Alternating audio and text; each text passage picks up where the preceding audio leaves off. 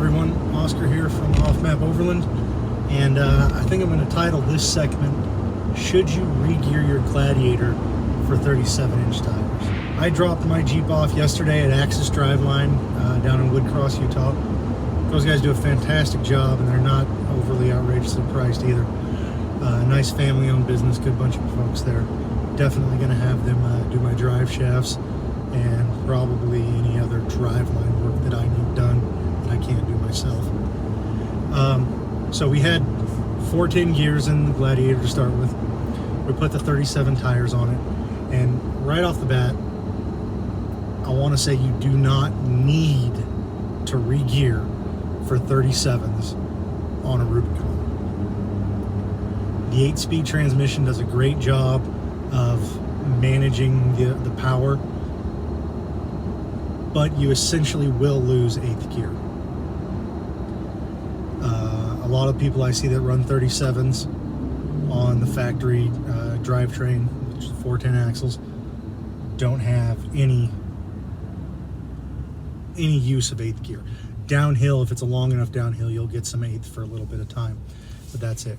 Which really isn't a problem if you look at the fact that both 7th gear and 8th gear in the Gladiator is an overdrive. My thing was just especially running through Salt Lake and up and down I-15. Anytime I was on there trying to do 80 miles an hour, which is a speed limit, it wasn't cutting it. I was spending 99% of my time in 7th gear, which was turning 2,600 RPMs, I want to say. And it wouldn't hold 8th. No matter where I set it at, it just wouldn't hold 8th. It'd hold 8th at like 65 miles an hour, and it would shift into that and it would do it. But so if you've ever driven through Salt Lake, especially like the north side of Salt Lake, the road does this the whole way, like little ups and downs. And when I was driving down there this last time, and the last few times I've taken the Gladiator down into Salt Lake, it goes and it crests. Every time it would start to climb a little bit, it would stay in 7th. If it was a little more of a crest, it would drop down to 6th, and that's my 1-to-1 ratio. And dropping down to 6 was turning way too many RPMs for doing 80 across I-15, but then once you hit the Wasatch Front, it drops down to 70. And yeah, it was turning too many RPMs for me to be comfortable, and my gas mileage was crap, trying to maintain that higher speed. So I did a lot of math. I used shout out to grimcheaper.com and his gear calculator.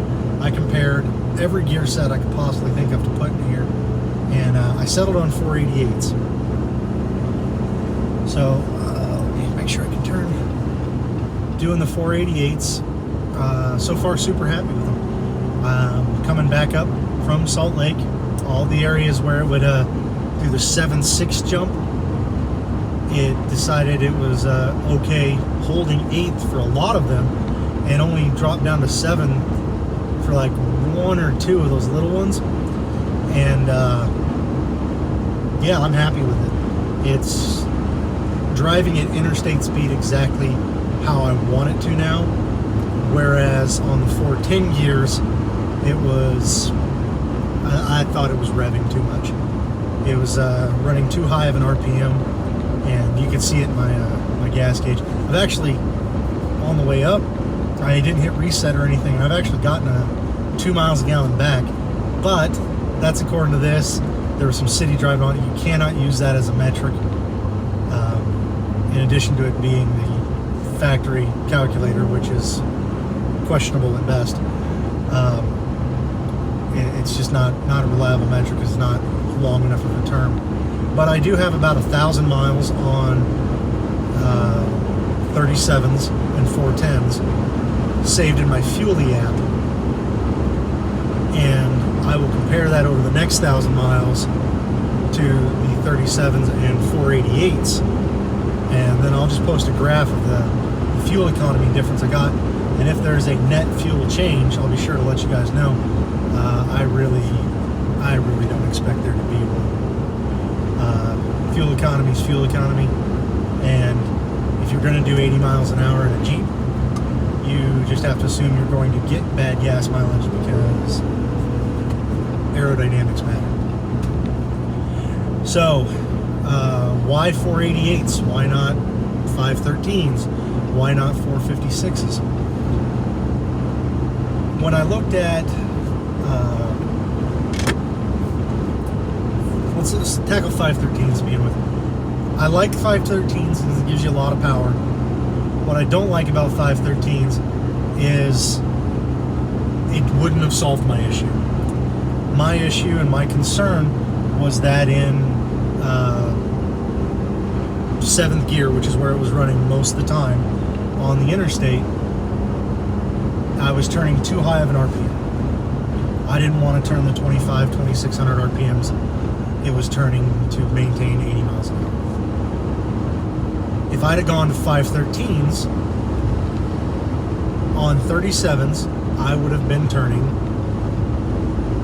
2600 RPMs on the interstate at 80. The math just didn't make sense. For me, spending the amount of money it takes to regear a Jeep, just to change your 7th gear to 8th gear didn't make any sense. So if I was okay turning that RPM, I would have just stuck with the 410s. Because that's a lot of money to spend on regearing a vehicle and just to have it do basically the exact same thing at the top gears. The lower gears were never a problem. It was only maintaining 8th gear at interstate speed. And that was the number one reason why I regeared. So 513s, real quick, was off the table for me because it didn't solve the issue. Then came the question, 456 or 488s. I looked at 456 a lot. I had 456 in my JK. It was a manual though, so it's not an apples to apples comparison. I like the 456s. And I feel that would have been a pretty good choice. And 456s get you as close as you can get to the factory gear set or final drive ratio numbers.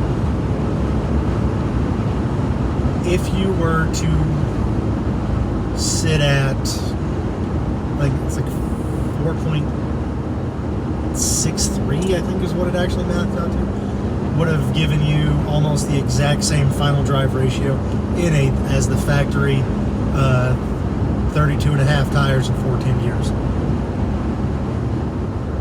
Well, we had the same problem when we first picked up the Jeep. Coming home from Idaho on the factory tires, I felt that the Jeep was under geared. We were fighting a little bit of headwind.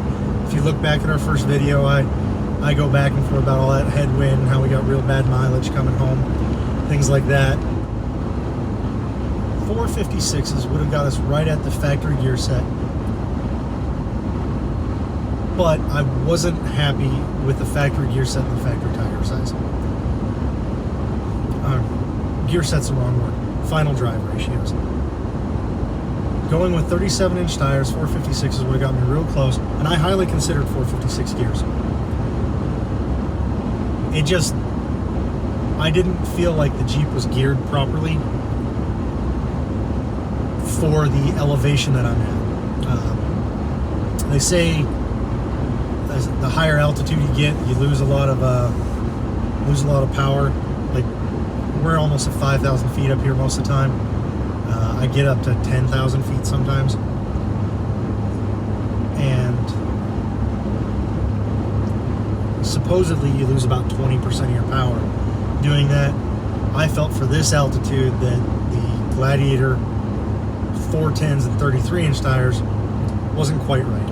Like, I almost feel like 456s should have been the factory gears, or at least an option. So 456s. If I was going to stay on 35s, I'd have to try it, see if the 410s would hold that 8th gear at 80 for 35s. But on 37s, I'm sure 456s would have been good and would have got me closer to the factory power curve. But I wanted a little bit more than factory, and that's why I chose the 488s. Now 488s is turning, I'm able to hold 8th gear substantially longer, and I hadn't dropped down to across the flats 6th once. So I've been able to hold my overdrive gears, theoretically netting me better gas mileage. Again, that's to be seen. At 80 in 8th, I'm now turning about 2,300 RPMs, 2350, 2360, somewhere in there. And that's obviously dependent on whether or not the tires you're running are actually true to size. So it's a question mark for what RPMs I'm actually running. I can just go by off the needle. And it's about a needle's width under 25, which is exactly where I wanted it. Yeah, in 7th and 8th, it's able to hold them real well. Currently in 8th, got a little bit of a decline here, but when it gets back out to flat, it isn't going to knock me down to 7th just to maintain the speed. Like one of the problems I had, especially in Salt Lake, was that coming down to 70, and I tested this, I tried to manually shift it into 8th and see if it would hold. Now, I knew I was going a little bit on the little ups and downs, and then there's slight inclines and slight declines. It's a pretty level road through there. Locking it in 8th, I wasn't able to maintain the 70 miles an hour I was trying to do, or 70. It was a 75 mile an hour section I tested this in. So locking it into 8th, it wasn't able to maintain 75 miles an hour. It actually dropped down to like 71, 72 before the engine had enough gump or enough torque to keep us at a speed to where it would level out and hold a speed. And if I remember correctly, it was like somewhere between 69 and 71. When I had the cruise control set at 75 and manually locked into 8th, it couldn't hold 75 miles an hour. Even across those sections that were just flat, no incline, no decline, just flat, it could not hold that 75 mile an hour. And that's why I regeared. So I absolutely believe you should regear your Jeep for 37-inch tires or bigger. Do you need to? Absolutely not. It will run. That 8-speed transmission in these things is phenomenal. I absolutely love it. Couldn't ask for a better auto. But if you got the money, regear. And if you're going to regear for 37s, I'd highly recommend you look at 488s.